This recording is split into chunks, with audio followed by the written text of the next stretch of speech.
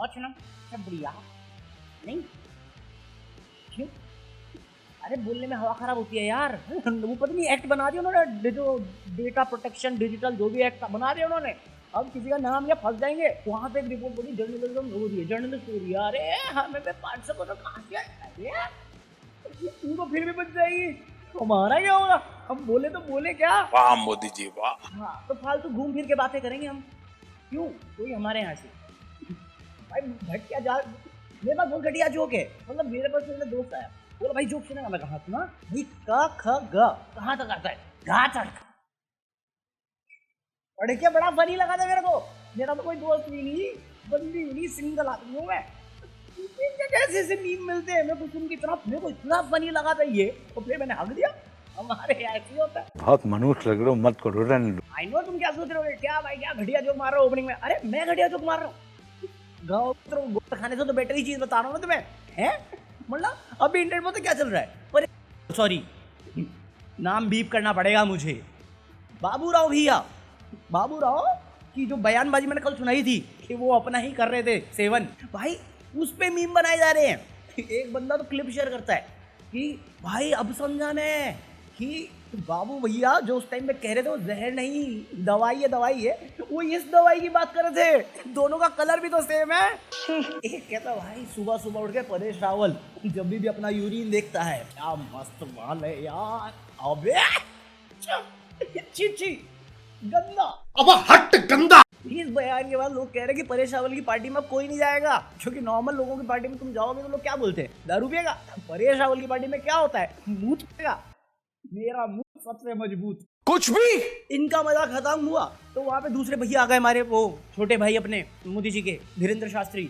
वो भाई साहब क्या फेंकू आदमी यार, सही में मेरे को अब जेन्युइनली बिलीव होता है कि वो भाई है, कुछ भी फेंकता है। अभी उसका चल रहा था शो कहीं पे, वहां पे उसने ये बोला है, भारत के रक्षा मंत्री को भी कहेंगे पास जो चेतना है, जो हनुमान जी की कृपा है, आप उसका सदुपयोग करिए कि आने वाले समय में कहां कौन सी क्या संभावित घटना हो सकती है, उस पर आप हमारी शक्ति का सदुपयोग कीजिएगा। के बाद सारे लोगों ने बोला इनको बना दो सिक्योरिटी चीफ, बना दो। वहाँ पे गूगल साहब टेंशन में आ गए, खतरे में, गोपनीय तरीका से, क्योंकि खुल के बताएंगे तो कोई हमको ही उड़ा देगा। एक मिनट, मेरे को तो सबसे ज्यादा वियर्ड ये बात लगी कि भाई बोलता है कि मेरे को अकेले में पूछना, बोला कहीं मैं कहा पूरे खुले हम प्लेटफॉर्म पे बोल रहा था ये, और ये इंटरनेट पे डाला तूने ही है, मैं तो रिकॉर्ड करके नहीं लाया।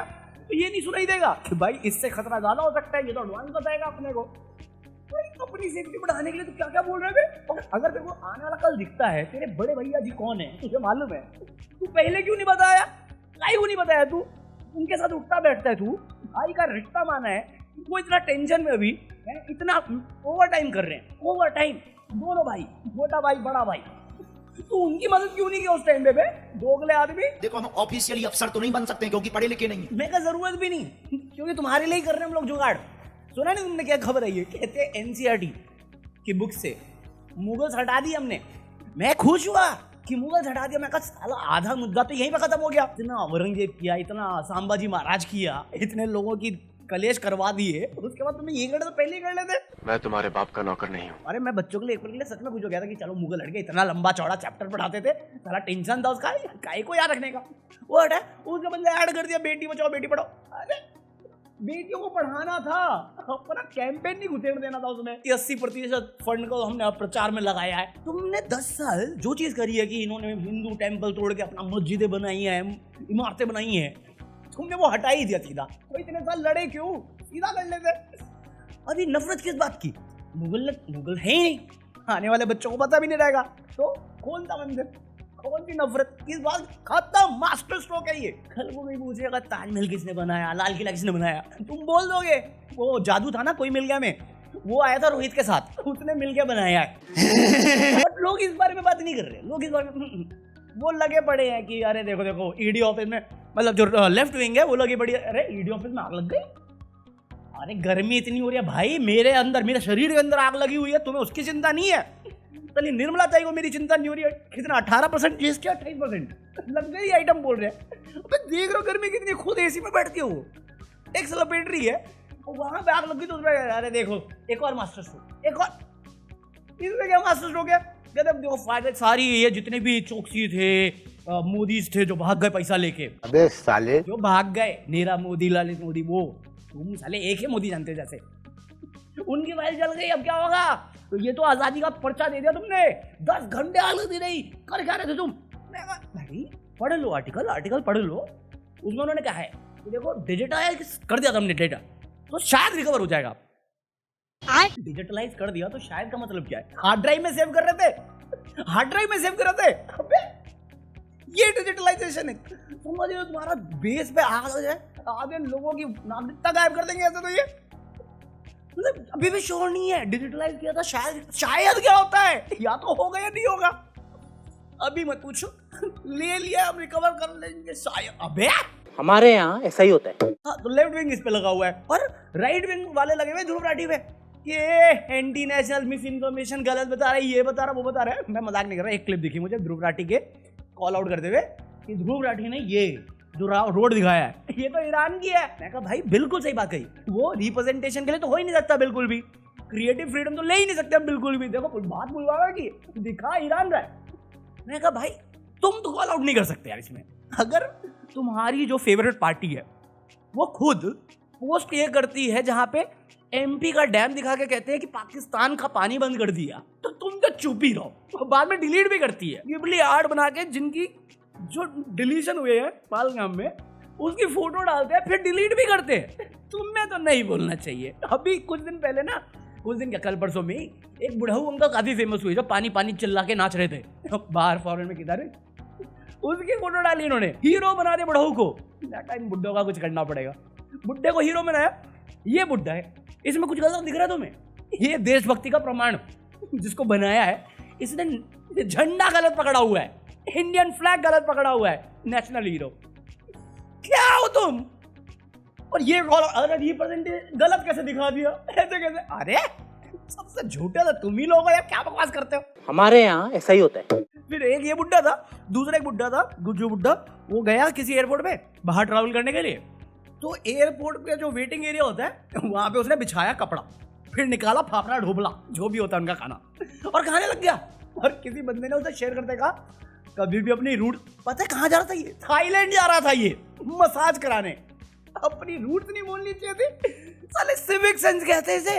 अबे ट्रेन में भी नहीं करना चाहिए प्लेटफॉर्म पे, तू एयरपोर्ट पे कर रहा है और इसको प्राउड मोमेंट। भारी मिस्टेक हो गया सर। अगर तुम ऐसी चीजों को प्राउड ले रहे हो जो गलत है, तुम्हें खुद समझ में आना चाहिए ये गलत है भाई। पब्लिक प्लेस है, लोग यहाँ पे आ रहे जा रहे, वेटिंग एरिया है, मैं उसे डाइनिंग रूम बना दूंगा। इतनी फ्रीडम बस बोलने की नहीं, करने के लिए कुछ भी कर दो। बात तो सही है। इस राइट विंग को इसमें ज्यादा मजा आता है, दूसरा क्या मजा आता है फालतू बकवास करने में, काम की बात नहीं होती उनसे। एक आया बंदा, मतलब कोई वो नहीं है, वो बता रहा था मैं कर्नाटक, कोई बाबा था जो मस्जिद में चला गया था, फिर वहाँ पे उसने जय श्री राम के नारे लगवा दिए थे लाभ मस्जिद के बाहर ही, और फिर वो मौलवी सब गुस्सा हो गए थे, केस वेस होने लग गया, तो फिर आके सॉरी बोला वो। तो अभी वो किसी चैनल पे था, तो वहाँ पे उसकी कुछ बहस चल रही थी, तो उसने बोल दिया कि अरे ऐसा थोड़ी होता है, उनका कोई धर्म, उनका धर्म है, हमारा वही मुस्लिम वही वाला चल रहा था। तो जो एंकर थी वो मुस्लिम थी, तो उसने बोला कि हाँ ऐसा हिंदू भी करवाते इसमें राइट विंग। अरे कभी तुमने सुना है किसी हिंदू ने ऐसा किया हो है, राम का नाम लेके ऐसी हरकतें की हो? मैं कहा अर्पित भाई आप करोगे? क्योंकि मैं तो एक स्क्रीनशॉट दिखा दूंगा, आप डिटेल में बताओ। Tabrez Ansari 2019 for not chanting Jai Shri Ram and जय Hanuman. Delhi 2029 Muslims killed by mob for not chanting Jai Shri Ram. Kanpur 2021 Muslim rickshaw driver paraded and forced to chant जय श्री राम by mob। मैं नहीं बोला, ये बोला एंटी नेशनल अर्पित। एफआईआर करो इसके पीछे, इसके नाम पे एफआईआर करो, बाहर रहता है तू। मैं कुछ बोला? मैंने कुछ नहीं बोला, सब इसी ने बोला। बस हवा निकल गई। और मेरे को तो उन लोगों पर बड़ा गुस्सा आता है जो मोदी जी को बिना मतलब क्रेडिट देते रहते हैं। वो खुद बोलते हैं मुझे क्रेडिट नहीं चाहिए, लोग देते रहते हैं। अभी देखो एक नेता है, उसने दे दिया क्रेडिट, किस चीज का? वो जो अभी कश्मीर में हुआ है उसका। माननीय प्रधानमंत्री जी के दिशा निर्देश में आज जो पहलगांव में हुआ उसकी हम निंदा करते हैं। मुझे क्रेडिट नहीं चाहिए। अभी भी लोग इसी पे अटके, वही अभी इसने क्रेडिट दे दिया, और ये जितने भी लेफ्टिस्ट है वो लगे बड़े, देखो डरपोक कमजोर, कुछ भी बोलते हैं यार, कुछ भी बोलते हैं कि 5 दिनों का अभी तक कुछ नहीं हुआ, किसी को अरेस्ट नहीं किया। एक ने तो आर्टिकल छाप दिया था वायर करके, जो एंटी नेशनल कंपनी है, उसने आर्टिकल छाप दिया, कहते देखो इमोशनल ब्लैकमेल कर रहे हैं बट काम नहीं हो रहा इनसे। इस सज्जन को क्या तकलीफ है भाई? द वायर ने की है, मैंने नहीं बोला, उसने बोला। और पॉइंट ये है ना कि ये सब ये इमोशनल कर रहे हैं, फिर इन्हीं के नेता आके इसको वैसे एंगल दे रहे हैं कि हाँ हर कोई वही है। करने वाला जो था वो आया, उसने किया और निकल गया। गलती किसी की भी हो, सजा अपने ही लोगों को मिलनी है। और ये हमारा सत्य है जिसको कोई डिनाई नहीं कर सकता, क्योंकि देश की हर शहर से, हर स्टेट से ऐसी खबरें आ रही हैं। खबरें आ रही है। आसाम का मैं वो हेमंत ही है ना, उड़िया है आसाम में, जो भी है। 7 लोगों को अरेस्ट करवा दिया उसने। क्यों?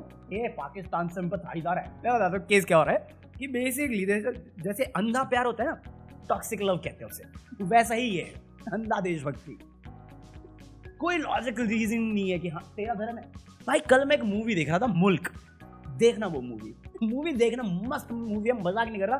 तो मैं अपनी करंट सिचुएशन समझ में आएगी कि कैसे हमारी जजमेंट होती है, जहाँ पे एक को एग्जाम्पल बना के सबको टारगेट किया जाता है, और वही हो रहा है, वही होता आ रहा है। उसमें एक बहुत अच्छा डायलॉग मेरे को लगा, जो वो था कि टेररिज्म है क्या?